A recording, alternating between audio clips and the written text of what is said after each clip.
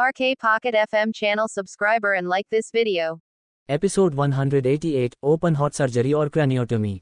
Hospital में अब तक आप लोगों ने सुना कि हर्षद जिंदल की क्रिटिकल सिचुएशन देखकर अनाया हर्षवर्धन को फोन करके अपनी मदद के लिए कहती है। वहीं अनाया की पूरी बात सुनकर अस्पताल के डॉक्टर को खुद की इंसल्ट महसूस होती है, तो वह उसके साथ बदतमीजी करता है, लेकिन अनाया उसे जवाब नहीं देती क्योंकि उसके पास वक्त नहीं था। वह तुरंत पीछे मुड़ती है और ऑपरेशन थिएटर का रूम खोलना चाहती थी, लेकिन वह डॉक्टर उसे बीच में ही रोक देता है। ये देखकर अनाया अपने खतरनाक अंदाज में उस डॉक्टर का कॉलर पकड़ते हुए दांत पीसकर बोली, मेरे पेशेंट्स सब्र को टेस्ट मत करो। तुम्हें अपनी आखिरी सांस तक पेशेंट दर्दी को बचाने के बारे में सोचना चाहिए था, न कि बाद के परिणाम के बारे में सोचकर दर्दी को मरने देना चाहिए था। तुम तो डॉक्टर कहलाने के लायक नहीं हो। फिर उसे घूरकर आगे बोली, अभी मेरे पास वक्त नहीं है तुम्हारे साथ बहस करने के लिए। छोड़ो मेरा हाथ, वरना अंदर की सिचुएशन और क्रिटिकल हो जाएगी। लेकिन वह डॉक्टर इतना ठीक था कि वह अनाया का रास्ता रोककर खड़ा था और वह गुस्से में उंगली दिखाते हुए बोला, तुम घटिया लड़की, निकलो यहाँ से और हमारे अफेयर्स में अपनी टांग ना अड़ाओ। वह डॉक्टर किसी भी हालत में अनाया को अंदर नहीं जाने देना चाहता था। वही उसे अभी भी ढीठ बनता देखकर अनाया फ्रस्ट्रेटेड हो चुकी थी। अभी वो कुछ करती, तभी एक मजबूत हाथ उस डॉक्टर को कॉलर से पड़ते हुए अनाया से दूर करता है। अनाया ऊपर देखती है तो यह कोई और नहीं आकाश जिंदल था। बाकी सब तो अभी भी सदमे में खड़े थे, क्योंकि किसी को अनाया की डॉक्टर वाली आइडेंटिटी के बारे में नहीं पता था और ना यह आइडेंटिटी कभी बाहर भी लाती थी, क्योंकि वह जानती थी कि इस आइडेंटिटी के साथ कितने खतरे उसका पीछा कर सकते हैं। लेकिन पता नहीं क्यों, लेकिन हर्षद जिंदल को देखकर उसे कुछ अपनापन सा महसूस हुआ और वह उसे खोना नहीं चाहती थी। और वैसे भी जब से वह डॉक्टर बनी थी तब से वह अपने डॉक्टर के फर्ज को बहुत अच्छे से निभाती थी। वह अपनी आंखों के सामने किसी पेशेंट को मरता नहीं देख सकती थी। अनाया, जिसे यह महसूस हो चुका था कि उसका रास्ता रोककर कोई नहीं खड़ा है, वह तुरंत अंदर गई और अंदर जाकर जो लोग हर्षद जिंदल का ट्रीटमेंट कर रहे थे उसे घूरते हुए बोली, निकल जाओ यहाँ से। वही अंदर दर्दी की सिचुएशन में काबू पाने की कोशिश कर रहे डॉक्टर ऐसे अचानक किसी के रोके जाने से गुस्सा हो गए और वह गुस्से में चिल्लाकर बोले, बाहर निकालो, ये ऑपरेशन थिएटर है, बच्चों का खेलने की जगह नहीं है। वही अनाया अभी बहस के मूड में नहीं थी। वह गुस्से में बोली, दूर रहो उसे, तुम उसकी हालात और खराब कर रही हो। लेकिन कोई डॉक्टर बाहर निकलने को तैयार नहीं था। तभी अनाया गेट पर खड़े आकाश की ओर देखकर बोली, आप पेशेंट के क्या लगते हैं? आकाश बिना इमोशन के बोला, मैं उसका छोटा भाई हूँ। तो अनाया ये भी समझ गई कि यह ज्ञान का भाई है। तभी आकाश बोला, आप मुझे आकाश कहकर बुला सकती है। वही अनाया बिना इमोशन के हर्षद जिंदल की नस चेक करते हुए बोली, मिस्टर आकाश, जल्द से जल्द चोपर के लैंड होने की जगह खाली करवाए। बहुत जल्द डॉक्टर की टीम यहाँ आएगी, जल्द से जल्द उन्हें यहाँ लाने की कोशिश कीजिए।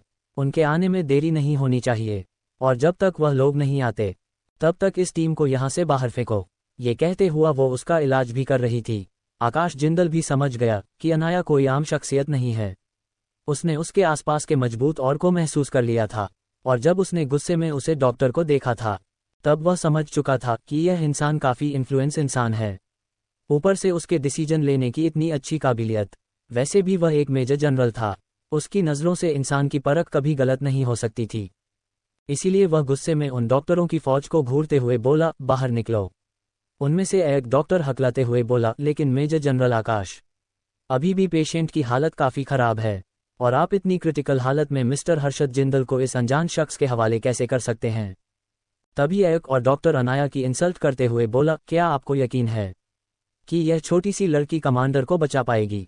वही उसकी बात एक पल के लिए आकाश जिंदल को भी चुप कर देती है, क्योंकि सच में वह अनाया की आइडेंटिटी नहीं जानता था। तभी ज्ञान, जो कब से खामोश खड़ा था, वह अपनी नम आवाज में अनाया को देखकर बोला, अनाया दी, प्लीज हर्षद भाई को बचा लीजिए, उन्हें कुछ नहीं होना चाहिए। अनाया भी अपनी आंखों में नमी लाते हुए बोली, तुम चिंता मत करो, उसे कुछ नहीं होगा, लेकिन जाओ जल्द से जल्द मेडिकल टीम को यहाँ लेकर आओ, हर्षवर्धन उसे लेकर आ रहा है।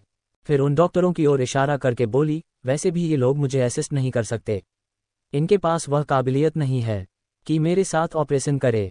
ये सुनकर उन सभी डॉक्टरों को गुस्सा आया। उनमें से एक लेडी डॉक्टर गुस्से में चिल्लाते हुए अनाया से बोली, तुम्हारा मतलब क्या है कि हम तुम्हें असिस्ट नहीं कर सकते? तुम जानते भी हो कि हमारे पास कितनी काबिलियत है। तुमने तो अभी तक डॉक्टर की डिग्री भी नहीं ली होगी और यहाँ पर हम पर हुक्म चलाने आ गई हो।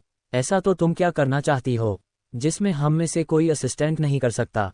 अनाया हर्षवर्धन को एक इंजेक्शन लगाते हुए बिना भाव के बोली, ओपन हार्ट सर्जरी और क्रैनियोटोमी ब्रेन सर्जरी।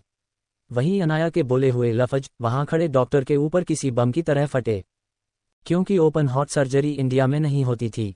ये बहुत ज़्यादा कॉम्प्लिकेटेड सर्जरी थी। जाहिर सी बात है, इसमें रिस्क बहुत ज़्यादा होता है, लेकिन इस गंभीर स्थिति में ये सर्जरी बहुत कारगर है, जिसमें अभी हर्षद जिंदल की मेडिकल रिपोर्ट निकालने का वक्त नहीं है। हार्ट के किस हिस्से में समस्या है, वह पता करने के लिए स्कैनिंग करना पड़ता है। उसके लिए अलग अलग रिपोर्ट निकालने के लिए कई घंटे चाहिए, लेकिन हर्षद के पास इतना वक्त नहीं था। इसीलिए ओपन हार्ट सर्जरी की वजह से आपको पहले ही चेस्ट एरिया खोलकर देखना पड़ता है कि समस्या कहाँ पर है। उसके बाद आपको उसे जगह पर ऑपरेट करना पड़ता है। इसीलिए वहाँ के डॉक्टर को इस सर्जरी की बिल्कुल भी नॉलेज नहीं थी। उन लोगों ने तो बस इसके बारे में सुना था।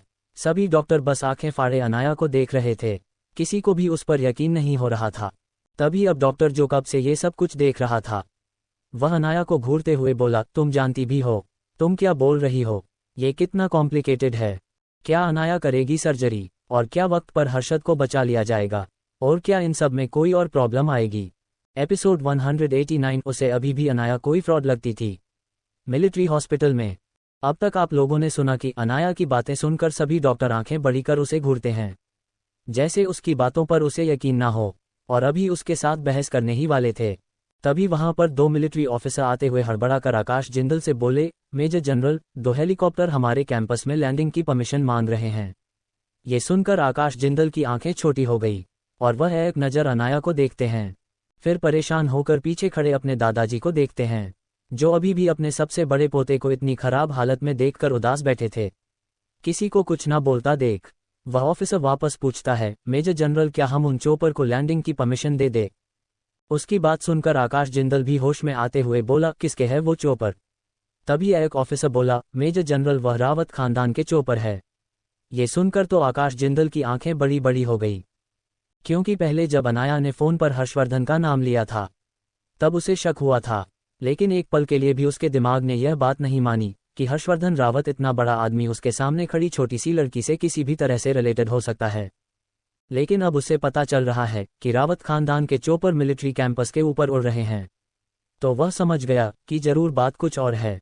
वह तुरंत बाहर की ओर भागा ताकि सिचुएशन को अपने काबू में कर सके। वही ज्ञान और उसके दादाजी अभी भी नम आंखों से ऑपरेशन थिएटर को देख रहे थे। तभी जीविका खुराना अपने पास खड़ी हुई छोटी सी राधिका जो रो रही थी, उसे कुछ इशारा करती है। राधिका भी समझ गई, इसीलिए वह तुरंत आकाश जिंदल के पीछे भागी। वह लोग थोड़ी ही देर में ग्राउंड में पहुंच गए। आकाश जिंदल बिना किसी इमोशन के उन चोपर पर लैंड करने की परमिशन दे देता है। थोड़ी ही देर में चोपर पर नीचे लैंड हो गए। उन चोपर में से एक डॉक्टर की एक टीम नीचे उतरी, और दूसरे चौपर में से हर्षवर्धन रावत नीचे उतरा। उसके साथ बहुत सारे गार्ड थे, जिसने रावत खानदान का बेज पहना हुआ था। हर्षवर्धन अपनी रौबदार पर्सनैलिटी के साथ बिना इमोशन के चलते हुए आकाश की ओर बढ़ा। अभी आकाश कोई सवाल पूछता, उससे पहले ही राधिका वहां आ गई, और वह रोते हुए बोली, हर्षवर्धन भाई, वह अनाया दी। वह अभी इतना ही बोली थी कि हर्षवर्धन की आंखें कठोर हो गई। वो परेशान होकर बोला, क्या हुआ है उसे, वो ठीक तो है, और तुम सब लोग यहाँ क्या कर रहे हो। तभी राधिका उसे खींचते हुए अंदर ले जाकर बोली, भैया आप पहले अंदर चलिए, मैं आपको सारी चीज़ बाद में एक्सप्लेन कर दूंगी। उसके पीछे पीछे आकाश भी चला गया। हालांकि वह हर्षवर्धन से बात करना चाहता है, लेकिन सबसे ज़्यादा इम्पोर्टेंट अभी हर्षद जिंदल की जिंदगी थी, इसीलिए वह बहस नहीं करता, और डॉक्टरों की टीम भी उसके पीछे ही चली गई। थोड़ी ही देर में डॉक्टरों की टीम वार्ड के बाहर खड़ी थी। जैसे ही अनाया ने उस टीम को देखा, उसकी नज़रें मिस्टर बख्शी के ऊपर चली गई। उन्हें वहां देखकर अनाया बिना भाव के बोली, जल्द से जल्द ओपन हार्ट सर्जरी की तैयारी कीजिए, पेशेंट के पास वक्त नहीं है। ये सुनकर डॉक्टर बख्शी, जो पहले कंफ्यूज थे हर्षवर्धन के यहाँ बुलाने से, वह समझ गए थे कि उन्हें हर्षवर्धन ने नहीं बल्कि डॉक्टर एना ने बुलाया है। वह तुरंत अपने साथ आई हुई टीम को ऑपरेशन की तैयारी करने को कहता है। सिचुएशन की कॉम्प्लिकेशन जटिलता देखते हुए अनाया भी ऑपरेशन गाउन पहन लेती है। थोड़ी ही देर में ऑपरेशन थिएटर के दरवाजे बंद हो जाते हैं, और वहां पर लाल बत्ती जल उठती है। ऑपरेशन शुरू होते ही सभी लोग जो बाहर खड़े थे, वह अंदर ही अंदर बेचैन होने लगे। ये हॉस्पिटल सिटी का सबसे बड़ा हॉस्पिटल था, यहाँ तक कि देश के नामी अस्पताल में इसकी गिनती होती थी, क्योंकि यहाँ पर देश के जवानों की देखभाल की जाती थी। और इलाज किया जाता था। इसीलिए यहाँ के ऑपरेशन थिएटर भी काफ़ी खास थे। कोई भी डॉक्टर ऑपरेशन को लाइव देख सकता था। ये याद आते ही पास खड़े हुए अस्पताल के पुराने डॉक्टर आकाश जिंदल की ओर देखकर परेशान आवाज में बोले, मेजर जनरल, हमें इस अनजान शख्स पर यकीन नहीं करना चाहिए। चलिए हम ऑपरेशन को ऑब्जर्व करते हैं, कहीं ये पेशेंट की जान खतरे में ना डाल दे। ये सुनकर हर्षवर्धन की मुखिया कस जाती है। आखिरकार वह उसकी बीवी की बेइज्जती कर रहा था, जिसकी औकात भी नहीं थी उसकी बीवी का नाम लेने की। वही यह कहते हुए उस डॉक्टर के चेहरे पर कुटिल मुस्कान थी, क्योंकि उसे अभी भी अनाया कोई फ्रॉड लगती थी, जो बस जिंदल खानदान के सामने अपने नंबर बढ़ा रही थी। जरूर उसकी कोई अपनी लालच होगी, या फिर वह जिंदल खानदान में शादी करना चाहती होगी। उसके दिल में यही चल रहा था, इसीलिए वह अनाया की बुराई कर रहा था। वैसे उसकी बात पर जिंदल खानदान में या फिर वहां खड़े किसी भी शख्स को इंटरेस्ट नहीं था, लेकिन वह सच में ऑपरेशन देखना चाहते थे। इसीलिए वह उस ऑपरेशन थिएटर के उसे खुफिया डोर के पास चले गए, जहां से कांच के जरिए उस ऑपरेशन को ऊपर से देखा जा सकता था। वह लोग जैसे ही उस ग्लास के बॉक्स के पास जाते हैं और नीचे चल रहे ऑपरेशन को देखते हैं, तो वहां खड़े हर किसी की आंखें फटने को थी, क्योंकि इस वक्त हर्षद जिंदल की चेस्ट खुली हुई थी और उसका हॉट नजरों के सामने साफ साफ धड़कता हुआ नजर आ रहा था, जैसे शरीर का कोई अंग खुला हो और उसके ऊपर चमड़ी की परत ना हो। ये देखकर राधिका और ज्ञान की आंखें तो नम हो गई, और उन दोनों को तो चक्कर से आने लगा था। वही जीविका को भी अब ये बर्दाश्त नहीं हो रहा था, क्योंकि उसके लिए भी यह काफी कठिन था। जीविका ने जब ज्ञान और राधिका की हालत देखी तो वह उसे लेकर बाहर चली गई, लेकिन बाकी सभी लोग जो वहां खड़े थे वो या तो मिलिट्री से थे या फिर डॉक्टर थे। उनके लिए खून खराब बस ज्यादा मायने नहीं रखता था। वही हर्षवर्धन के लिए तो यह मामूली सी चीज थी, क्योंकि आखिरकार वह अंडरवर्ल्ड किंग था। हालांकि दुनिया इस बारे में नहीं जानती थी, लेकिन हर्षवर्धन ने कितने ही लोगों को ऐसे खड़े खड़े दो हिस्सों में काट दिया था। इसलिए वह भी बिना इमोशन के ऑपरेशन को देख रहा था। आज वह अपनी बीवी को पहली बार ऑपरेशन करते हुए देख रहा था। दूसरी ओर अनाया सामने डॉक्टर को इंस्ट्रक्शन दे रही थी। इस वक्त अनाया को असिस्ट मिस्टर बख्शी खुद कर रहे थे, क्योंकि यह काफी कॉम्प्लिकेटेड सर्जरी थी और हल्की सी चूक पेशेंट की जान ले सकती थी। अनाया मॉनिटर को देखते हुए परेशान हो रही थी, क्योंकि उसे जो चीज चाहिए थी वह अभी तक उसके पास नहीं आई थी। वह बेचैन होकर ऑपरेशन परफॉर्म कर रही थी। उसकी आंखों की वह बेचैनी नोटिस की थी।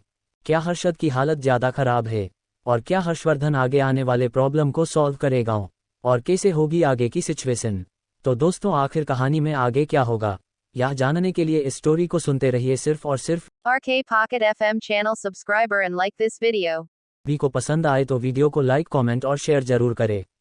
आपके एक कमेंट और लाइक से हमें स्टोरी वीडियो बनाने के लिए मोटिवेट मिलता है। धन्यवाद।